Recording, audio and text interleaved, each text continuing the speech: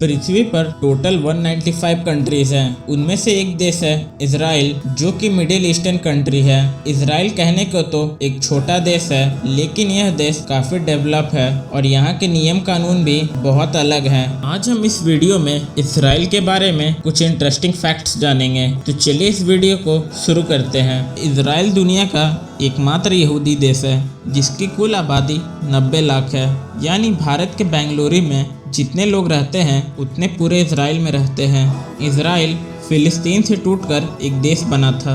19वीं सेंचुरी तक फिलिस्तीन में 87% मुस्लिम, 10% क्रिश्चियन और 3% यहूदी लोग रहते थे। फिर साल 1900 में यहूदियों ने एक अलग देश की मांग छेड़ दी, जिसके बाद 14 मई 1948 में इजराइल एक देश बना। फिलिस्तीन पर ब्रिटेन शासन के दौरान अंग्रेजों ने डिवाइड एंड रूल नीति के तहत यहूदियों के लिए एक अलग देश की मांग का समर्थन किया। फिर साल 1948 में फिलिस्तीन के बंटवारे के साथ इजराइल देश का जन्म हुआ, लेकिन इजराइल और फिलिस्तीन का विवाद आज तक खत्म नहीं हुआ है। दुनिया में यही एक ऐसा देश है जहां बच्चों के जन्म लेते ही इजराइल की सिटीजनशिप मिल जाती है, भले ही बच्चे का जन्म किसी भी देश में क्यों ना हुआ हो। दूसरी छूट यह है कि यहूदी चाहे जिस भी देश में हो, वो जब चाहे इजराइल में आकर बस सकते हैं। इसे ऐसे समझिए, अगर किसी यहूदी बच्चे ने भारत में जन्म लिया है तो जन्म लेते ही वो इजराइल का भी सिटीजन माना जाता है।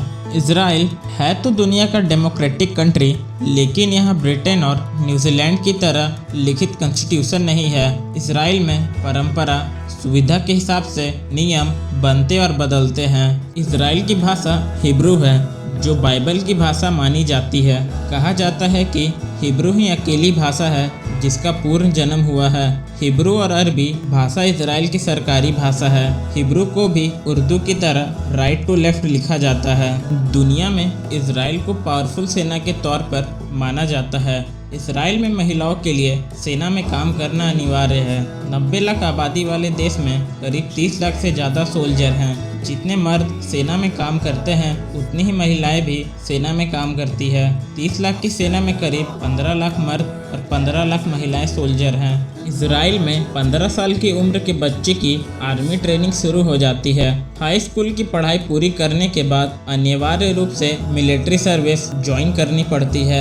लड़कों को 3 साल और लड़कियों को 2 साल सेना में काम करना जरूरी होता है। कहा जाता है कि इजराइल के घर घर में घातक हथियार होते हैं।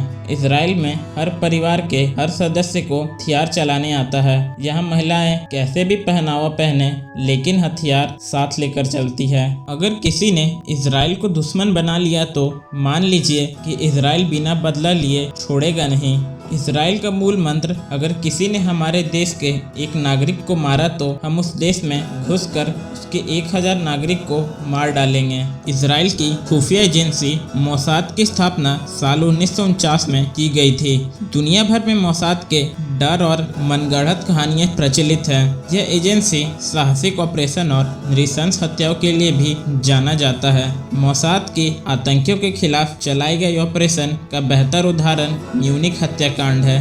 वेस्ट जर्मनी का म्यूनिक शहर में आयोजित 1972 के ओलंपिक के दौरान बंधक बनाए गए इजराइल खिलाड़ियों को छुड़ाकर 5 आतंकियों को मार गिराया था। अगर ये वीडियो आपको इन्फॉर्मेटिव लगा हो तो इस वीडियो को लाइक करें। ऐसे इंटरेस्टिंग और अमेजिंग फैक्ट्स जानने के लिए हमारे चैनल को सब्सक्राइब करें और इस वीडियो को अपने फ्रेंड्स और फैमिली के साथ शेयर करें। And thanks for watching my video.